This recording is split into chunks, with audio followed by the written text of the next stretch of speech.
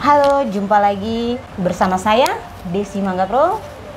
Di sini juga ada kedua rekan saya, Melan dari Koalisi Perempuan Bergerak Selamatkan Manusia Papua, dan juga rekan saya Novita Oki dari Tim Perempuan Anak LBH Papua. Oke, jadi saat ini kita akan berbincang-bincang terkait apa itu Koalisi Perempuan Bergerak Selamatkan Manusia Papua dan apa saja yang sudah dilakukan oleh koalisi selama ini. Boleh kakak atau rekan saya Melan mungkin bisa menjelaskan apa itu koalisi? Jadi Koalisi Perempuan Bergerak Selamatkan Manusia Papua merupakan koalisi gabungan dari individu-individu, masyarakat sipil, dan organisasi LSM-LSM yang ada di Jayapura pada tahun lalu, yang dibentuk dalam rangka memperingati 16 hari anti kekerasan terhadap perempuan yang jatuhnya pada tanggal 25 November sampai pada tanggal 10 Desember. Jadi koalisi ini merupakan koalisi yang bergerak untuk mengangkat isu-isu tentang perempuan yang ada di Papua. Jadi seperti tahun lalu, pada tahun ini juga koalisi ini memiliki beberapa agenda yang diadakan, seperti agenda yang diadakan dalam rangka 16 hari anti kekerasan terhadap perempuan. Jadi beberapa agenda yang sudah dijalankan seperti kegiatan diskusi bersama, kegiatan nonton film dan berdiskusi, dan kegiatan workshop reproduksi, kegiatan foto bercerita tentang perempuan. Dan pada puncaknya nanti pada tanggal 10 Desember yang merupakan peringatan Hari Hak Asasi Manusia, kami memiliki agenda untuk mengadakan pawai dengan mengusung tema-tema tentang hak asasi manusia. Hai, terima kasih Saudara Melan yang sudah menjelaskan apa itu koalisi. Kita akan lanjut lagi kepada rekan saya Novita Oki terkait apa saja advokasi-advokasi yang sudah dilakukan untuk bagaimana melihat perempuan berhadapan dengan hukum itu.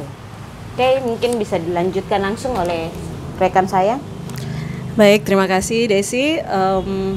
Selama pendampingan di Lembaga Bantuan Hukum Papua, bentuk kekerasan yang mungkin kita sering dampingi di sini ada dua tipe, yaitu yang pertama adalah kekerasan secara verbal atau non fisik, dan juga kekerasan secara fisik atau kekerasan yang dilakukan menggunakan badan. Di sini kendala dan terkait pengalaman pendampingan perempuan berhadapan dengan hukum, memang ada banyak sekali pengalaman yang kita lakukan, pengalaman advokasi yang kita lakukan. Mungkin ada beberapa cerita yang saya akan bagikan ke kawan-kawan juga yang sedang nonton. Perempuan berhadapan dengan hukum itu memang agak sulit, bukan agak sulit, memang sulit sekali. Dan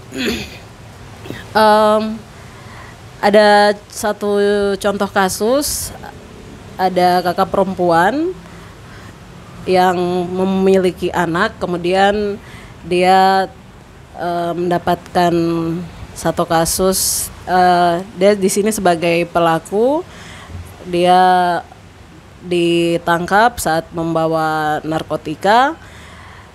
Di saat penangkapannya, dia bersama dengan anaknya. Kemudian mereka saat dalam perjalanan, kakak perempuan ini menuju ke kebun bersama anaknya. Kemudian mereka dicegat oleh polisi dengan cara yang agak bukan agak, tetapi memang tidak manusiawi. Dia istilahnya seperti diserebet kayak begitu sama pihak polisi. Kemudian kakak perempuan ini terjatuh. Setelah terjatuh, oknum-oknum polisi ini kemudian turun dari mobil polisi. Saat itu ada 2 mobil. Mereka turun dengan pistol. Dan situasi seperti ini kemudian membuat anaknya yang sedang bersama-sama dengan dia itu saat itu merasakan ketakutan. Kemudian mamanya ini, kakak perempuan ini diangkat, dibawa ke dalam mobil, dan dibawa begitu saja. Anaknya diterlantarkan begitu, dikasih tinggal begitu di kebun yang posisinya juga itu di dalam hutan ya, maksudnya daerahnya juga memang terpencil. Jadi kita bisa gambarkan di sana situasinya bagaimana, dan anak kecil itu masih umur 7 tahun, bagaimana ketakutannya itu memang akan sangat menjadi trauma bagi dia. Nah, kemudian kasus ini bersangkut paut dengan salah satu kakak perempuan juga yang memiliki anak, 3 anak. Jadi mereka berdua sama-sama sudah berada di dalam satu tahanan. Kemudian pada saat proses saat proses advokasi, kita lembaga bantuan hukum sendiri sudah melakukan penangguhan kepada pihak kepolisian, tetapi tidak diindahkan. Kemudian komunikasi dengan pihak penyidik pun itu sangat-sangat tidak baik. Dalam artian kita sebagai kuasa hukum memang sudah sempat, kita bukan sempat tetapi memang sudah menjadi tanggung jawab kita untuk mengadvokasi atau mendampingi pihak perempuan ini, tetapi terkesan kita diabaikan dan kita terhambat dalam proses itu. Jadi penangguhan dari pihak kepolisian tidak dijawab. Sekarang prosesnya sudah di tahap kejaksaan, dan kita sudah membuat surat penangguhan kepada kejaksaan, cuman memakai alasan yang mungkin dari pihak kejaksaan memakai alasan yang kurang masuk akal. Sampai sekarang juga tidak dijawab, dan mereka mengarahkan kita untuk kemudian membuat surat penangguhan lagi kepada pengadilan. Nah, ini ada beberapa hambatan-hambatan yang kemudian menjadi permasalahan kita bersama, bahwa seorang ibu yang memiliki anak saat berhadapan dengan hukum, mereka akan terhambat dalam proses ini ketika pihak penegak hukum pun tidak sensitif terhadap isu perempuan, tidak melihat situasi perempuan ini sebagai ibu. Nah, dalam hal ini kita sudah mendapat beberapa temuan bahwa si anak dari perempuan-perempuan yang berhadapan dengan hukum ini diterlantarkan begitu saja karena kesalahan atau kelalaian dari pihak-pihak penegak hukum. Itu yang salah satu kasus yang pernah kita dampingi, dan sekarang masih dalam proses pendampingan, masih belum ada kejelasan sampai sekarang. Kemudian yang berikutnya adalah salah satu kasus yang pernah didampingi Lembaga Bantuan Hukum Papua bersama dengan Koalisi Penegak Hukum dan HAM Papua.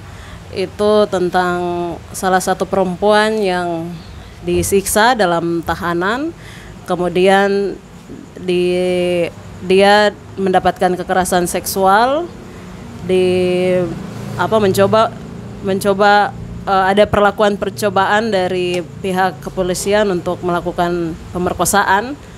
Nah, ini bentuk-bentuk kekerasan yang memang secara tidak langsung dapat kita simpulkan bahwa kekerasan tidak hanya terjadi di lingkup luar, tetapi kekerasan juga bisa terjadi di lingkup hukum yang mana pelakunya juga adalah oknum-oknum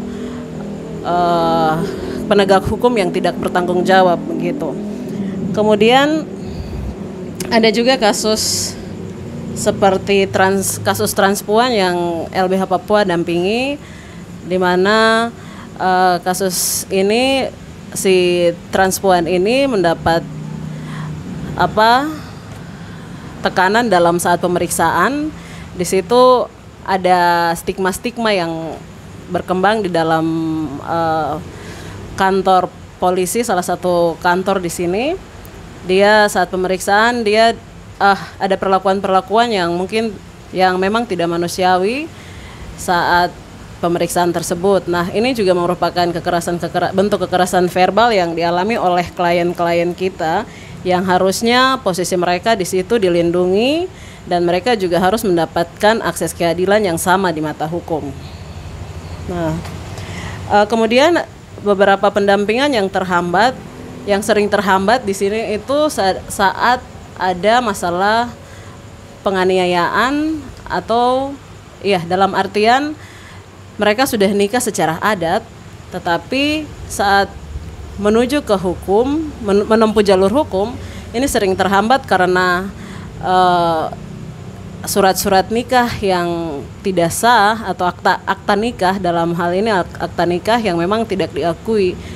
Ini menghambat urusan advokasi, sering stagnan dan tidak berjalan begitu, sehingga akhirnya mediasi secara kekeluargaan yang ditempuh ini yang kita lihat bahwa kalau kasusnya seperti ini berarti pembiaran terhadap pelaku kekerasan, dan kekerasan akan terus terjadi begitu saja.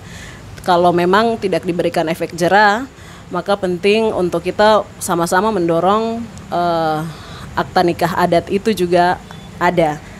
Oke, terima kasih.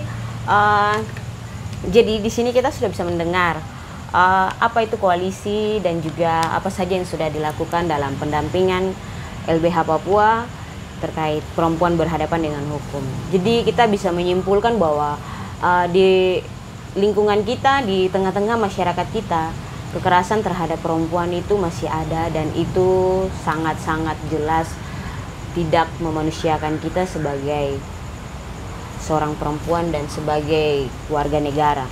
Mungkin sampai di sini dulu perjumpaan kita kali ini. Jangan lupa like dan subscribe channel ini. Terima kasih, sampai jumpa lagi.